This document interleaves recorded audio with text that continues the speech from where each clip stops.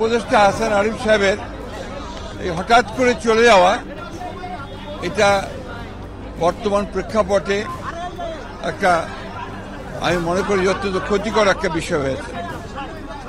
কারণ তিনি শুধু একজন স্বনামধন্য আইনজীবী ছিলেন না, তিনি একজন বিশিষ্ট গণতন্ত্রে বিশ্বাসী মানুষ ছিলেন। এবং এখন যে ট্রানজিশনের যে পিরিয়ডটা, এই গণতন্ত্র উত্তরণের যে পথ, যে কাজ শুরু হয়েছে, এই সময়ে তার খুব বেশি প্রয়োজন ছিল বলে আমরা মনে করি। আমি ব্যক্তিগতভাবে আমার একজন বিশিষ্ট সুহৃদকে হারিয়েছি, আর দেশ হারিয়েছে একজন দেশপ্রেমিক মানুষকে।